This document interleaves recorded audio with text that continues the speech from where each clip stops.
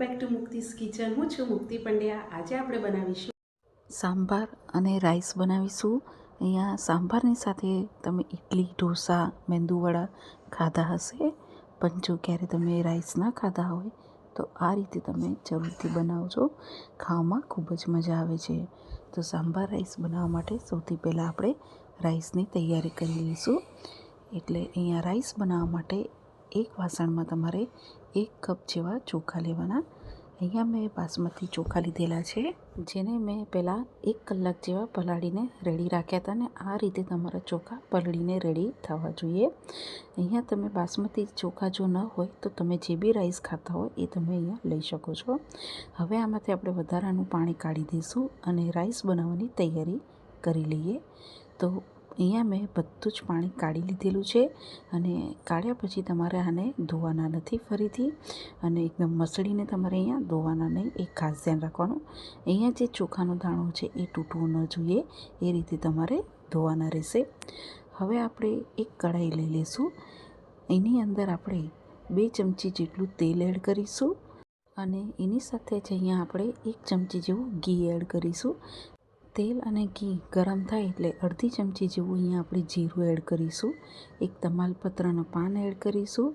3 થી 4 આપણે લવિંગ એડ કરીશું. જીરું અહીંયા તમારું તતડી જાય પછી જે આપણે રાઈસ પલાળીને રાખ્યા છે બધા જ એડ કરી દેવાના અને સ્લો ગેસની ફ્લેમ ઉપર 1 મિનિટ જેવું તમારે આ રાઈસને તેલ અને ઘીની સાથે તમારે સોટે કરી દેવાનું રહેશે. આવી રીતે પહેલાં રાઈસને તમે સોટે કરશો તો રાઈસ તમારા સરસ એવા છૂટા બનશે. 1 મિનિટ જેવું થઈ જાય પછી અહીંયા આપણે પાણી એડ કરીશું. જે કપથી તમે ચોખા માપ્યા હોય એ જ કપથી તમારે 2 કપ જેટલું પાણી એડ કરવાનું છે.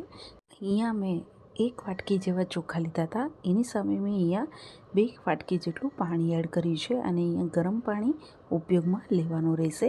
ઠંડુ પાણી અહીંયા ઉપયોગમાં નહીં લેવાનું. હવે અહીંયા લો ટુ મીડિયમ ગેસની ફ્લેમ ઉપર તમારે રાઈસને ચડાવવાના છે. તો અહીંયા આપણે રાઈસ ચડાવતી વખતે વચ્ચે વચ્ચે તમારે બહુ હલાવવાનું નથી. 1 થી 2 મિનિટ જેવું થાય ત્યારે તમારે હલાવવાનું રહેશે. આ રીતે તમે જોઈ શકો છો, એકદમ હલકા હાથે તમારે મિક્સ કરવાનું રહેશે. મિક્સ થઈ જાય એટલે સ્વાદ પ્રમાણે આપણે મીઠું એડ કરીને એક વખત આને મિક્સ કરી લઈશું અને આને હવે આપણે મિક્સ થઈ જાય પછી તમારે આને ઢાંકી દેવાનું છે અને લો ટુ મીડિયમ ગેસની ફ્લેમ ઉપર કૂક થવા દેવાનું છે. 2 થી 3 મિનિટ જેવું થશે એટલે આ રીતે પાણીમાં બોઇલ થવા લાગશે અને ફરીથી તમારે આ રીતે મિક્સ કરી લેવાનું. તમે જોઈ શકો છો કે એકદમ હલકા હાથે તમારે મિક્સ કરવાનું રહેશે. ફરીથી આપણે ઢાંકી દઈશું અને બીજી 3-1 મિનિટ જેવું થવા દઈશું. 3-1 મિનિટ જેવું થાય પછી તમે ફરીથી ખોલીને જોશો તો અહીંયા આ રીતે થોડુંક પાણી તમારું બળી ગયેલું તમને દેખાશે અને ચોખા તમારા અહીંયા ચડતા હોય એવું તમને લાગશે. ફરીથી આપણે હલકા હાથે આવી રીતે મિક્સ કરી લેવાના અને તમે જોઈ શકો છો. હવે આપણે ફરીથી ઢાંકી દઈશું અને બીજી 3 થી 4 મિનિટ આપણે કૂક થવા દઈશું.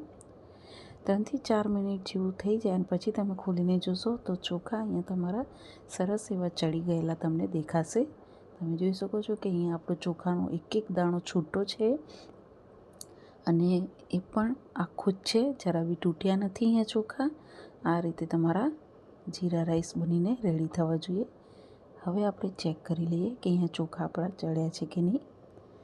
તો આ રીતે થોડા ચોખા ચમચામાં લઈશું અને આ રીતે આંગળીથી દબાવીને જોશું તો ચોખા ચડી ગયા છે, પણ હજુ અહીંયા થોડી કસર લાગે છે અને થોડુંક પાણી તમને અહીંયા દેખાશે. તો હવે આપણે આ પાણીને પૂરું બાળવાનું છે. તો એની માટે તમારે જે ઢાંકણું આપણે ઢાંકીએ છીએ એ પૂરું નથી ઢાંકવાનું, આ રીતે તમારે અડધું ઢાંકવાનું છે.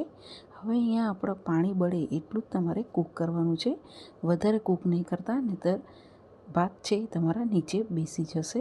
તો 2 મિનિટ જેવું તમારે કૂક કરવાનું રહેશે અને આ રીતે અડધું જ ઢાંકણું ઢાંકીને તમારે કૂક કરવાનું રહેશે. તો અહીંયા આપણે થવા દઈએ. હવે 2 મિનિટ જેવું થાય એટલે તમે આ રીતે ખોલીને જોશો તો તમે અહીંયા જોઈ શકશો કે બધું જ પાણી તમારું અહીંયા બળી ગયેલું તમને દેખાશે. ત્યારે તમારે આ સ્ટેજ પર ગેસની ફ્લેમ બંધ કરી દેવાની રહેશે અને જોઈ શકો છો કે હમણાં અહીંયા આપણા રાઈસ એકદમ પરફેક્ટ બને છે. ઉપરથી થોડાક આપણે ફ્રેશ કોથમીર એડ કરીને તમારે ઢાંકી દેવાનું રહેશે. તો હવે આપણે રાઈસને સાઈડ પર મૂકી દઈશું અને આની સાથે ખાવા તો આપણે સાંભાર બનાવીને રેડી કરી લઈએ. હવે તો સાંભાર બનાવવા માટે અહીંયા 1 વાટકા જેટલું મેં તુવેરની દાળ પહેલાંથી જ બાફીને રેડી કરી લીધેલી છે.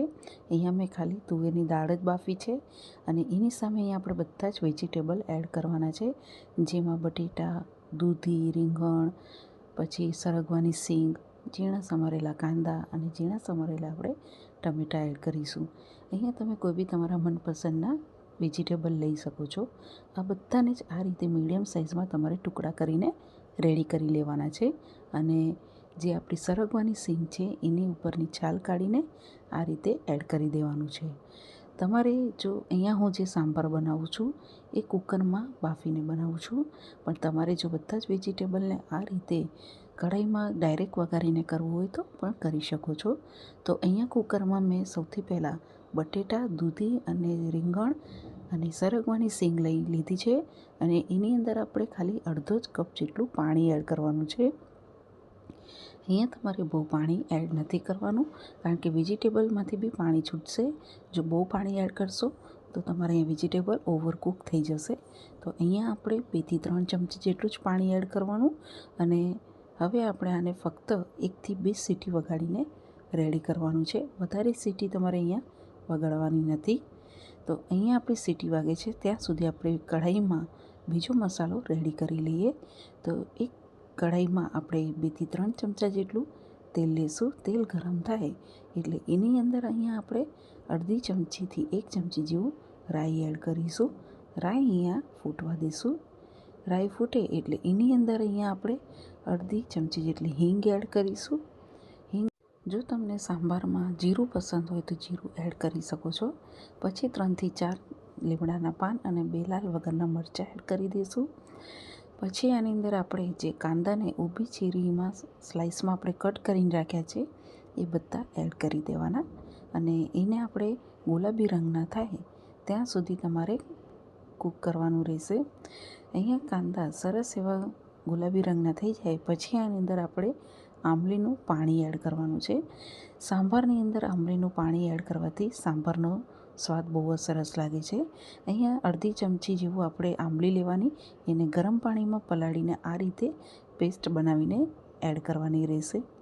હવે આપણા ઝીણા સમારેલા અહીંયા ટમેટાં એડ કરી દઈશું.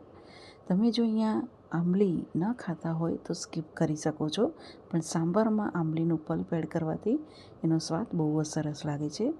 હવે ટમેટાં અહીંયા સોફ્ટ થઈ જાય પછી તમારે અડધી ચમચી જેવું હળદર પાવડર એડ કરીશું.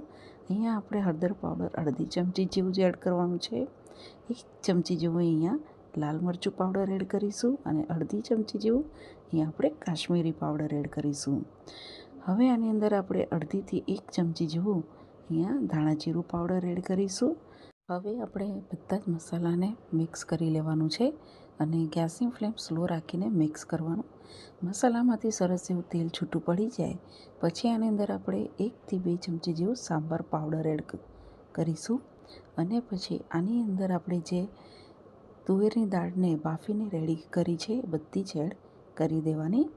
મિક્સ થઈ જાય પછી આની અંદર જરૂર પ્રમાણે તમારે પાણી એડ કરવાનું છે. અહીંયા રાઈસ સાથે સાંભાર જાડો હોય છે, થોડો બહુ પતલો અહીંયા નથી કરવાનો. જે રીતે આપણે ઇડલી ઢોસામાં સાંભાર પતલો કરીએ છીએ એના કરતાં થોડુંક તમારે અહીંયા જાડો સાંભાર બનાવીને રેડી કરવાનું છે. એટલે અહીંયા આપણે 1 કપ તુવેરની દાળ હોય તો એની સામે અહીંયા આપણે 2 થી 3 કપ જેટલું પાણી એડ કરીશું. સ્વાદ પ્રમાણે મીઠું એડ કરીશું અને અહીંયા ગળપણ માટે થોડોક મીડિયમ સાઇઝના ઇંચના ગોળ એડ કરીશું. અહીંયા ગોળ તમારે બહુ ગળ્યું નથી બનાવવાનું, પણ અહીંયા જે આંબળીનો પલ્પ અને ટમેટાં એડ કર્યા છે એને ટેસ્ટમાં બેલેન્સ કરવા માટે તમારે અહીંયા ગોળનો ઉપયોગ કરવાનો છે. એટલે એક નાનો મીડિયમ સાઇઝનો ટુકડો એડ કરી દેવાનો. પછી ઢાંકીને આપણે સરસ મજાનો સંભાર ઉકળીને રેડી થઈ જાય ત્યાં સુધી તમારે ઉકળવા દેવાનું છે. 7 થી 8 મિનિટ પર તમે જોશો તો આ રીતે સાંભાર ઉકળીને રેડી થઈ જશે. હવે આપણે મિક્સ કરી લઈશું. અહીંયા હજુ તમને સાંભાર પતલો લાગે છે, પણ જ્યારે આપણે વેજીટેબલ એડ કરીશું તો આ સાંભાર અહીંયા થોડો જાડો થઈ જશે. તો આ રીતે ઉકળી જાય પછી જે આપણે બધા જ વેજીટેબલને બાફીને રેડી કરેલા છે બધા જ એડ કરી દેવાના અને હલકા હાથે મિક્સ કરવાનું રહેશે. મિક્સ થઈ જાય પછી આની અંદર આપણે અડધી ચમચી જેવો ગરમ મસાલો પાવડર એડ કરી દઈશું અને મિક્સ કરી લઈશું. આ રીતે બધું જ વેજીટેબલ એડ થઈ જાય અને બધું મિક્સ થઈ જાય પછી તમારે ગેસની ફ્લેમ લો ટુ મીડિયમ રાખીને તમારે આને ઢાંકીને ફરીથી આપણે 5 મિનિટ માટે કૂક થવા દઈશું, જેથી જે વેજીટેબલ એડ કર્યા છે એની અંદર બધો સાંભારનો મસાલાનો ફ્લેવર આવી જાય અને એક રસ થઈ જાય. 5 મિનિટ જેવું થાય પછી તમે ખોલીને જોશો તો તમે જોઈ શકો છો કે વેજીટેબલ એડ કર્યા પછી અહીંયા સાંભાર જે છે તમારો થોડો જાડો થઈ જશે અને વેજીટેબલ બી ભરપૂર પ્રમાણમાં તમને દેખાશે. પછી ફ્રેશ કોથમીર એડ કરી દેવાની અને આ સ્ટેજ પર ગેસની ફ્લેમ બંધ કરીને તમારે આની અંદર અડધી ચમચી જેવું ખોપરાનું છીણ એડ કરવાનું છે. અહીંયા તમારી પાસે જો ખોપરાનું છીણ ના હોય તો સ્કીપ કરી શકો છો, પણ હોય તો જરૂરથી એડ કરજો, એનાથી સ્વાદમાં બહુ જ સરસ લાગે છે. તો હવે આપણે આને ગરમ ગરમ સાંભારને આપણે રાઈસ સાથે સર્વ કરી લઈએ. તો આ રીતે તમે સાંભાર રાઈસ જરૂરથી બનાવજો. ગરમ ગરમ સાંભાર રાઈસ સાથે ખાવાની ખૂબ મજા આવે છે અને એટલું જ હેલ્ધી અને વેજીટેબલથી ભરપૂર સાંભાર હોય છે, તો તમને અહીંયા ખાવાની બી મજા આવશે. અને તમે જોઈ શકો છો કે રાઈસ આપણા સરસ એવા છૂટા અને એક એક દાણો તમારો અહીંયા છૂટો અને તૂટ્યા બી નથી, એ રીતે પરફેક્ટ રાઈસ તમારા બનીને રેડી થયા છે. તમે સાંભાર ઢોસા સાથે, ઇડલી સાથે કે પછી મેંદુવડા સાથે તમે ખાધા હશે, પણ ક્યારેય આવી રીતના રાઈસ સાથે ન ખાધા હોય તો જરૂરથી ટ્રાય કરજો. તમે ઇડલી ઢોસા સાથે નહીં ખાઓ પણ તમે રાઈસ સાથે જરૂરથી ખાશો. તો આ રીતે વેજીટેબલથી ભરપૂર સાંભાર સાથે રાઈસ જરૂરથી બનાવજો. અહીંયા ખાતા ટાઈમે જો તમને એમ લાગે કે સાંભાર બહુ જાડો થઈ ગયો છે તો થોડું ગરમ પાણી નાખીને તમે એડજસ્ટ કરી શકો છો. તો આ રીતે જરૂરથી તમે સાંભાર રાઈસ બનાવજો અને તમને જો મારી રેસીપી ગમી હોય તો મારી ચેનલને સબસ્ક્રાઈબ કરજો, બેલ આઇકન પર ક્લિક કરજો, લાઈક કરજો, શેર કરજો અને તમને કેવી લાગે છે મને કોમેન્ટ્સ બોક્સમાં જણાવજો. Thank you for watching.